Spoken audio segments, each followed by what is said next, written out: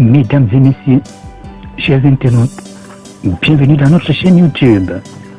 Aujourd'hui, nous allons vous parler de l'enseignement de Claude-Olivier Adiaba du 25 juin 2020 sur l'importance d'être des modèles dans la société. En voici la teneur. Une personne se développe de façon harmonieuse quand elle peut s'inspirer et s'imprégner des qualités des autres. Ainsi, les enfants et les jeunes ont besoin de discerner chez leurs parents, chez leurs aînés, les qualités qu'ils vont pouvoir imiter. Les croyants attendent des disciples matures dans la foi qu'ils manifestent la vie de Jésus pour être stimulés et encouragés à déployer à leur tour cette vie de qualité. La présence d'un modèle montre la nécessité pour les individus d'avoir à leur côté une ou plusieurs personnes qui leur servent de repères. De ce fait, il ressort que l'être humain a fondamentalement besoin d'une personne modèle dans sa vie pour pouvoir se définir.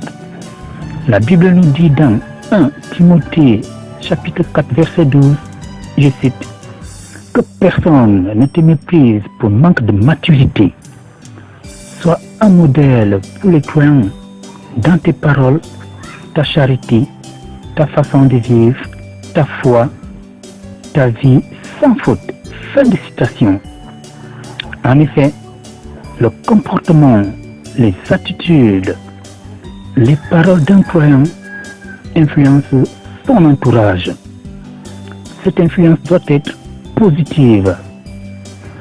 Un disciple de Christ est appelé à marquer positivement les gens de façon indélébile. Le questionnement suivant va en effet nous permettre de mieux comprendre la thématique sur la portée du modèle en société. Qu'est-ce qu'on entend par modèle? Quel est son rôle? Pourquoi sommes-nous appelés à être des modèles dans la société? Concernant la première question, le modèle est le repère, la source d'inspiration, la référence, le guide dont on essaie de suivre les pas. Il est celui que l'on cherche à imiter, à reproduire. C'est la matrice, l'original. Le modèle est une personne qui a une influence positive sur les autres et demeure de ce fait un exemple à suivre. Il est écrit à cet effet dans 1 Pierre, chapitre 2, verset 21, je cite, et c'est à cela que vous avez été appelés, parce que Christ aussi a souffert pour vous, vous laissant un exemple, afin que vous suiviez ses traces. Fin de citation. S'agissant des caractéristiques d'un modèle, nous pouvons d'abord retenir qu'une personne modèle est, premièrement, un modèle en parole. Un chrétien en effet veille sur son langage. Les mots qu'il emploie ne sont plus ceux du monde. La vulgarité, la grossièreté, les insanités ne sortent plus de sa bouche. Il prend soin aussi de prononcer des paroles de bénédiction, d'encouragement et de valorisation. En effet, il est écrit dans Ephésiens chapitre 4 verset 29, je cite, que votre bouche ne laisse échapper aucune plaisanterie sale, mais seulement ce qui est bon et qui apporte quelque chose aux autres. Fin de citation. Ainsi, même lorsqu'un modèle adresse des reproches à quelqu'un, il surveille son langage et le fait avec respect. Deuxièmement, un modèle se définit également par ses actes. Il est soucieux d'avoir un comportement irréprochable. Il est écrit dans 1 Thessaloniciens chapitre 2 verset 10.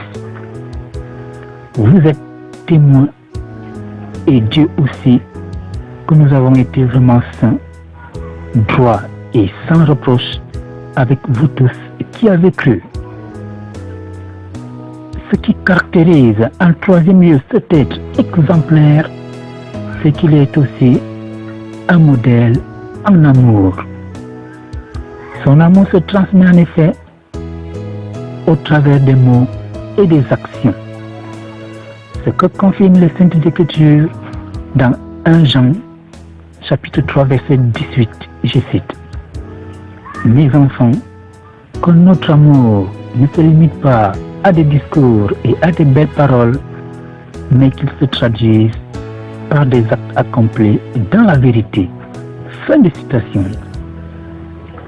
Il apparaît ici que l'honnêteté, l'amour de la justice, l'intégrité, l'aptitude à reconnaître ses limites et à admettre la vérité sont autant de qualités à rechercher pour être un exemple. Enfin, un modèle, c'est in fine un modèle dans la foi. Le disciple rempli de confiance en son Seigneur suscite la foi chez les autres. Dans ses paroles et dans ses attitudes, il démontre qu'il est animé d'une profonde et inébranlable confiance. C'est la responsabilité des plus anciens dans la société. Les jeunes ont en effet besoin d'être stimulés et poussés par les hommes de Dieu, ce qui prouve que la foi est contagieuse. Le Christ lui-même est resté admiratif sur la foi d'un centurion romain quand il dit dans Matthieu 8, verset 10, je cite, « Vraiment, je vous l'assure, chez personne en Israël, je n'ai trouvé une telle foi. » Le modèle qui est donc au contact des autres leur permet de grandir et de progresser spirituellement. Enfin, pour la dernière question qui révèle que chacun a un rôle à jouer en société, il faut savoir qu'un modèle donne aux autres le désir de le suivre et de lui ressembler. Saint Paul n'a pas suscité le découragement chez les chrétiens appelés à prêcher l'Évangile. Au contraire, son contexte douloureux a même animé et renouvelé leur courage et leur ferveur spirituelle. Ce qui est écrit dans Philippiens chapitre 1 du verset 12 au verset 14, je cite, « Je tiens à ce que vous le sachiez, frères et sœurs, ce qui m'est arrivé a plutôt servi la cause de l'Évangile. En effet, toute la garde prétorienne et tous les autres savent que c'est parce que je sers Christ que je suis en prison. De plus, mon emprisonnement a encouragé la plupart des frères et sœurs à faire confiance au Seigneur.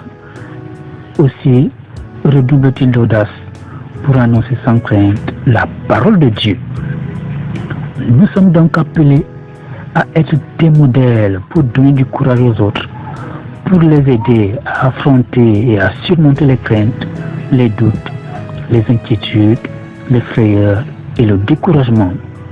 Nous les aidons à emprunter ce schéma sur lequel on fait confiance au Seigneur pour toutes choses. Le monde a besoin des repères auprès des hommes dont la vie est équilibrée, sage, cohérente et harmonieuse.